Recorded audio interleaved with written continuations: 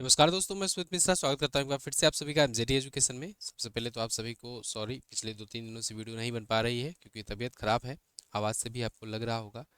तो शायद हो सकता है कल तक सब ठीक हो जाए तो मैं वापस से ऑफिस लौट आऊँ, उसके बाद से आपको रेगुलर तरीके से वीडियो दूँ। जो भी छूटा है सब कवर कराया जाएगा, उसके लिए आपको बिल्कुल भी चिंतित होने की ज़रूरत नहीं है। जैसे ही तबीयत सही होती है तो आपको पूरा कवर कराया जाएगा। आज हम लोग बात करने वाले हैं एक बहुत ही बड़े टॉपिक की, पीओके में कुछ बड़ा होने जा रहा है। अब देखिए, अगर आप थोड़ा सा पैटर्न को नोटिस करोगे तो जिस प्रकार से नेपाल में, बांग्लादेश में और श्रीलंका वगैरह में हुआ था, कुछ वैसे ही प्रकार का अब पीओके में कुछ चल रहा है। क्योंकि भाई इंडिया ने भी देखा कि हमारे पड़ोसियों में कुछ कुछ चीज़ें करा करके ऐसी चीज़ें कराई जा रही है, तो लाओ उनको उन्हीं की भाषा में जवाब दिया जाए। तो यहाँ पर एक बड़ा खेल होने जा रहा है। पीओके में एक बार फिर से हिंसा भड़क पड़ी है, और इस बार की हिंसा जो की जा रही है वो जंजीज के द्वारा की जा रही है। ये जंजीज हिंसा क्या है, क्या कारण है, क्या इनकी मांगे हैं और क्यों ये लोग प्रोटेस्ट कर रहे हैं, सबको हम लोग जानेंगे डिटेल से आज के इस वीडियो में। चैनल पर नए हो, चैनल को सब्सक्राइब जरूर करके रखो। ऐसी तमाम जानकारियां अब तक मैं पास आता रहता हूँ। आप देख पाओगे ये आर्टिकल्स वगैरह, इंडिया टुडे का आर्टिकल है आपके सामने। PoK on boil again, Gen Z takes the streets again Pakistan government. तो पाकिस्तान गवर्नमेंट के खिलाफ यहाँ पर जंजीज का प्रदर्शन चल रहा है, और इसमें नारे लग रहे हैं, कातिलों जवाब दो। एक्चुअल में पिछली बार अभी कुछ दिन पहले जब हुआ था प्रोटेस्ट, मैंने आपको वीडियो भी दी थी, आपको अगर शायद याद हो, तो वो प्रोटेस्ट 5 दिन में दबा दिया गया था। लेकिन उन 5 दिनों में ना दर्जनों लोगों की हत्याएं की गई थी। वो हत्याएं उनके जो रेंजर्स होते हैं, पाकिस्तानी रेंजर्स जो पैरामिलिट्री फोर्स वहाँ की है, उनके द्वारा हेडशॉट करके, गोली चला करके मारे गए थे। तो इसलिए यहाँ इस बार जो नारा लग रहा है आपको देखने को मिलेगा, कातिलों जवाब दो का नारा लग रहा है। और इस बार डिमांड जो की जा रही है, मतलब जो कहते नहीं, एक होता है दीर्घकालिक कारण, एक होता है तात्कालिक कारण। तो जो तात्कालिक कारण होता है वो उस हिंसा को भड़काने का काम करता है, उसको तेज करने का, आग में घी डालने का काम करता है। बाकी तो विरोध प्रदर्शन, जनता का जो प्रदर्शन होता है, जनता का जो मूड होता है, वो लंबे समय के जो कारण रहते हैं उनको लेकर के रहता है। और एक कोई ऐसे आग में घी डालने का काम हो जाता है तो उसके बाद हिंसा भड़क जाती है, हिंसा का रूप ले लेती है। तो इस बार जो कारण है मेन, वो है फीस बढ़ाने को लेकर के और एग्जाम में सुधार को लेकर के। अब ये फीस बढ़ाना और एग्जाम में सुधार करना कौन करेगा, कौन चाहेगा? छात्र जो होंगे, जंजीज जो होंगे, वो करेंगे। अगर आपको याद आ रहा हो थोड़ा सा, तो छात्र संगठन ही बांग्लादेश में भी कर रहे थे। छात्र संगठनों ने ही शेख हसीना के खिलाफ प्रोटेस्ट शुरू किया। उसके बाद से फिर वो प्रोटेस्ट इतना बढ़ गया कि शेख हसीना को देश छोड़कर भागना पड़ा। ऐसे ही छात्रों ने ही जब सोशल मीडिया पर बैन लगाया था नेपाल की गवर्नमेंट ने, तब वहां पर प्रोटेस्ट करना शुरू किया था। और उसके बाद से फिर वहां पे स्थिति ऐसी आ गई कि नेपाल की सरकार को भी देश छोड़कर भागना पड़ा। ठीक ऐसे ही श्रीलंका में हो, और म्यांमार में खैर तो सैन्य तख्तापलट हुआ था। पाकिस्तान में अब बारी आ गई है। तो पाकिस्तान में अब जंजीज के द्वारा ये जो प्रोटेस्ट चल रहे हैं, उनकी प्रमुख मांगों को जानेंगे आज की वीडियो में। पहले थोड़ा सा पीओके को समझ लेते हैं। देखिए, अगर आप देखोगे इंडिया के मैप में, ये रहा अपना प्यारा भारत, बगल में ही एक देश है पाकिस्तान। यहाँ पाकिस्तान का, ये देखो अपने लोग में अगर हम लोग अपना मैप बनाते हैं या कोई भी चीज़ पब्लिश करते हैं तो उसमें पूरा पूरा पार्ट इंडिया का दिखाते हैं। लेकिन एक्चुअल में आज के टाइम पर सिचुएशन अगर देखी जाए, तो इंडिया का जो मैप है ना, उस पे कुछ हिस्सों पर अभी पाकिस्तान का कब्जा है, कुछ हिस्सों पर चाइना का कब्जा है। ये मैं चीज़ें आपको पहले भी बता चुका हूँ। एक बार मोटा मोटा तेज़ी से जानते चलिए, जिससे जो लोग नए हों उनको दिक्कत ना हो। अभी एक्चुअल में जो कश्मीर है ना, जो मतलब कि भारत वाला कश्मीर है, भारत के हिस्से में है, वो इतने के अंदर में है। ठीक है, कश्मीर और लद्दाख मिला करके। अक्साई चीन पे चाइना का कब्जा है, और ये पीओके जो है पाक ऑक्युपाइड कश्मीर। इसको थोड़ा सा इस इमेज में आप और बेटर समझ पाओगे। यहाँ पर आप देखोगे तो ये है पीओके यानी पाक ऑक्युपाइड कश्मीर, पाक अधिकृत कश्मीर जिसे कह सकते हैं। ये अक्साई चीन है। 1962 में ये अपने हाथ से गया था, और ये 1949 से ही पाकिस्तान के कब्जे में है। अब इसके और भारत के बीच में जो लाइन है ना, ये है LOC, लाइन ऑफ कंट्रोल। लेकिन ये जो लाइन आपको दिख रही है, ये जो लाइन है, ये है इंटरनेशनल लाइन, जिसे हम लोग कहते हैं रेड क्लिफ रेखा। ये आज़ाद कश्मीर है, ये पीओके है, ये लाइन ऑफ कंट्रोल है। तो यहाँ इस बार जो प्रोटेस्ट चल रहा है, ये पीओके में चल रहा है, और पीओके ही हम लोग को लेना है। लेकिन मैंने आपको कई बार बताया है, अगर आप हमारी वीडियोस रेगुलर देखते होंगे, तो मैंने आपको बताया था कि बांग्लादेश में भारत तभी सपोर्ट कर पाया जब बांग्लादेश की जनता चाही थी। बांग्लादेश को जब, अब बांग्लादेश बनाया गया, पहले पूर्वी पाकिस्तान था, तो उसको बांग्लादेश बनाने के लिए भारत तब इंटरवेंशन कर पाया जब बांग्लादेश की जनता जो थी वो चाह रही थी कि अब कोई और आए हमें बचाने। तब हम लोगों ने वहाँ की जो मुक्ति वाहिनी है उसको ट्रेन किया, उसके बाद फिर वहाँ पर इंटरवेंशन करके पाकिस्तान की सेना को भगाया वहाँ से, खदेड़ा। कुछ ऐसे ही अब यहाँ करना पड़ेगा। पीओके इंडिया आज तक क्यों नहीं ले पाया? कारण ये है कि जब तक उनकी पब्लिक को अपनी तरफ नहीं कर लोगे, उनकी पब्लिक को ऐसा नहीं दिखाओगे कि उनको ये महसूस होने लगे कि भाई भारत से जुड़ेंगे तो ज़्यादा हम बेनिफिशियल महसूस करेंगे पाकिस्तान के अगर रहेंगे तो उनकी अपेक्षा, पाकिस्तान के अंतर्गत रहेंगे तो पीओके में अब क्या हो रहा है कि उनको ये देखने को मिल रहा है कि भाई जब कश्मीर है, कश्मीर में जो पीओके वाला हिस्सा है उस वाले हिस्से में तो बेरोजगारी है, भ्रष्टाचार है, महंगाई है, सब कुछ है। और बगल में जो कश्मीर है वो इतना तेज़ी से डेवलप हो रहा है, टूरिज्म बढ़ रहा है वहाँ पर, वहाँ पर नए नए यूनिवर्सिटीज़ खुल रहे हैं, कॉलेजेस आ रहे हैं, एम्स आ रहा है, तो बहुत सारे डेवलपमेंट हो रहे हैं।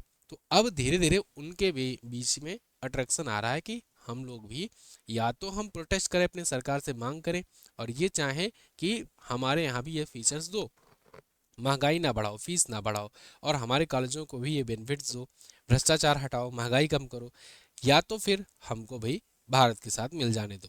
तो इसी तर्ज पर हो रहा है वहाँ पर प्रोटेस्ट। अब इसमें इंडिया का भी इनडायरेक्टली रोल है, ऑब्वियस सी बात है, इसमें कोई बात छुपी नहीं है।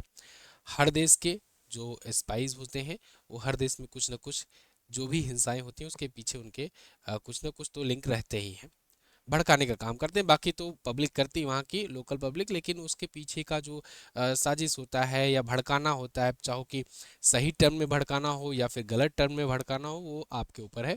लेकिन यहाँ भी कुछ ऐसा ही देखने को मिल रहा है। यहाँ पर 4 नवंबर को मुजफ्फराबाद में university of Azad Jammu and Kashmir जो है, यहाँ से शुरू होता है प्रोटेस्ट। ये प्रोटेस्ट शुरू होता है शुरुआत में ई मार्किंग सिस्टम को लेकर। ये ई मार्किंग सिस्टम क्या है? ई मार्किंग मतलब ये कि वहाँ पर ये हो गया कि भाई चलो अब डिजिटली कॉपियाँ चेक होगी। जैसे अपने यहाँ आप देखते हो कंप्यूटर बेस्ड सीबीटी टेस्ट होता है, यहाँ पर तो काफ़ी ज़्यादा एडवांस है ना सिस्टम। तो सीबीटी टेस्ट होता है, ओएमआर इससे पहले होता था, ऑप्टिकल मार्कअप रीडिंग वाला। तो ये सब डिजिटल सिस्टम होता है कापी को चेक करने का, है ना। तो इससे क्या होता है, एक्यूरेसी ज़्यादा आती है। लेकिन अब वहाँ पर क्या है कि शुरू तो किया गया ई मार्किंग यानी कि ऑनलाइन मार्किंग, लेकिन वहाँ पर छात्रों का ये कहना है कि इसमें धांधली हो रही है, और धांधली को लेकर के वो लोग इसमें प्रोटेस्ट में हिस्सा लेने आ गए। अब ये लोग थे मैट्रिक वाले और हाई स्कूल इंटर वाले, मतलब हाई स्कूल और इंटरमीडिएट के स्तर पर जो हैं वो लोग थे ये। इसके बाद इसके अलावा जो यूनिवर्सिटीज़ में पढ़ने वाले हैं, मुजफ्फराबाद की यूनिवर्सिटी ऑफ कश्मीर में, उसमें सेमेस्टर फीस अचानक से बढ़ा दी गई। इसमें पिछले 3-4 महीनों में ही लाखों रुपए की बढ़ोतरी होगी। अब आप खुद सोच कर देखो, आप इंडिया में पढ़ते हो, इंडिया में पढ़ते होगे, किस यूनिवर्सिटी में लाखों की संख्या में लाखों रुपए तक की फीस बढ़ा दी गई अचानक से। और हाँ, यहाँ पर ये भी बात है, यहाँ पर जो बात हो रही है वो गवर्नमेंट की अंडर में जो आती हैं यूनिवर्सिटीज़, उनमें ये फीस बढ़ाई गई है लाखों रुपए में। इंडिया में तो जो गवर्नमेंट इंस्टीट्यूट्स हैं उसमें तो बहुत कम मात्रा में, मतलब आप समझो कि 1000 के भी अंदर होगा, मैं तो 1000 भी ज़्यादा ही बता रहा हूँ अपनी समझ से, इतने में फीस होता है। लेकिन यहाँ 3-4 महीनों में ही लाखों रुपए फीस बढ़ गई है। तो अब एजुकेशन पे इतना फीस बढ़ गया तो जो यूनिवर्सिटीज़ के हैं वो भी प्रोटेस्ट पे आ गए। फिर हाई स्कूल और इंटर वाला मैंने आपको बताया ई मार्किंग को लेकर के ये लोग प्रोटेस्ट पे आ गए। तो शुरुआत तो अब इससे हुई है कि प्रोटेस्ट ऐसे करना है। लेकिन आप जानते हो जब भी शुरुआत होती है तो वो अंत उसका कहीं और ही होता है, अंत होता है तख्ता पलट को लेकर के। चाहे वो नेपाल देख लो, चाहे बांग्लादेश देख लो, शुरुआत वो लोग छोटे छोटे मुद्दों को लेकर के ही हुआ था कि सोशल मीडिया पर बैन लगा दिए हैं, या फिर प्रोटेस्ट में यहाँ पर छात्रों के खिलाफ प्रदर्शन हो रहा है, कुछ भी हो रहा है। लेकिन वो अंत कहाँ पर हुआ? सरकार गिराने के बाद। यहाँ पर भी जंजीज की सरकार से 7 अहम मांगे हैं। पहला, ई मार्किंग सिस्टम तुरंत बंद की जाए, और रीचेकिंग फीस वो लोग 1500 रुपये लगा दिए हैं। मतलब अगर कॉपी में अगर आपको दिक्कत है कि कॉपी रीचेक कराना, आपको लगता है नहीं सही कॉपी नहीं चेक हुई है, तो 1500 रुपये पर सब्जेक्ट भरो, उसके बाद से फिर आपकी रीचेक होगी कॉपी। 7 सब्जेक्ट के लिए 10,500 रुपये कीमत है।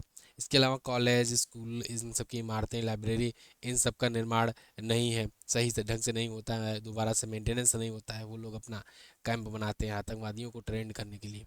अस्पतालों में दवाओं और डॉक्टरों की कमी दूर करना, और पब्लिक ट्रांसपोर्ट बढ़ाना, सेना के अत्याचारों पर रोक, भ्रष्टाचार, इन सब की मांगों को लेकर के वो लोग प्रोटेस्ट कर रहे हैं। लेकिन अब ये मांगे कहाँ जा कर के रुकेंगी ये तो आने वाला वक्त बताएगा। प्रोटेस्ट बहुत बड़े लेवल पर बढ़ता चला जा रहा है। अब ये देखो, आप कुछ दिन पहले एक बार और प्रोटेस्ट हुआ था, जब हुआ तब मैंने आपको वीडियो दी थी। उस टाइम पर बिजली में वृद्धि, आटे की सब्सिडी, विकास कार्यों की मांग, इन सबको लेकर के प्रदर्शन हुआ था। वहां पर लीड किया था Jammu Kashmir joint Awami action committee ने। तो उनको बिठा करके कि भाई ये बहुत बड़ी न बात बन जाए।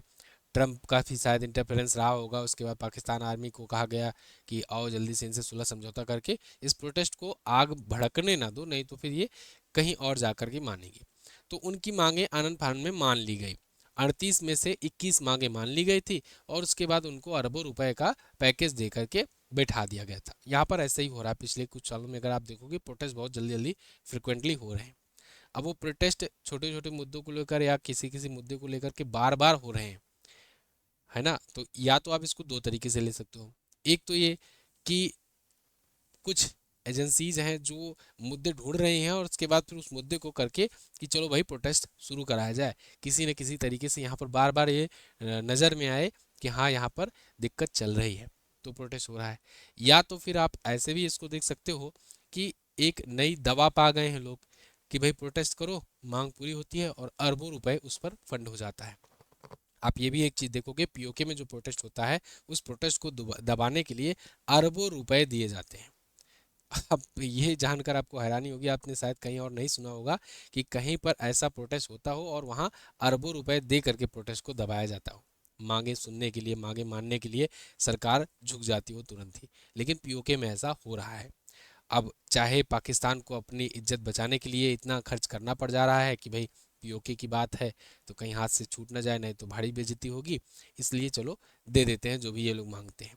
और शायद उन लोग को नई दवा मिल गई है कि कोई भी दिक्कत आए तुरंत प्रोटेस्ट करो और छीन कर ले लो, नहीं तो हमारे पास ऑप्शन है, हम इंडिया के साथ मिल जाएंगे। इस पर अब आप क्या सोचते हैं मैं आपसे जानना चाहूँगा। आप लोग कमेंट करके बताइएगा आपकी इस पर क्या राय है। क्या पीओके में जो ये हिंसाएं समय समय पर बहुत जल्दी जल्दी फ्रिक्वेंटली हो रही हैं, अभी 1 महीने से भी ज़्यादा दिन नहीं हुए हैं जब पिछला बार हुआ था, क्या उसमें इंडिया का हाथ है? क्या इंडिया में जो इंडिया के अज्ञात लोग हैं वो लोग कुछ ऐसा खेल कर रहे हैं, या फिर पीओके में वाकई में इतनी दिक्कतें हैं कि वो लोग चाह रहे हैं कि प्रदर्शन के थ्रू वो अपनी मांगों को पूरा करवाएं। और वैसे भी कॉलेज की फीस लाखों का बढ़ जाना ये भी एक चिंता का विषय तो है ही। आप इस पर क्या सोचते हैं कमेंट करके जरूर बताइएगा। मिलेंगे अगली वीडियो में, तब तक के लिए नमस्कार, जय हिंद, वंदे मातरम।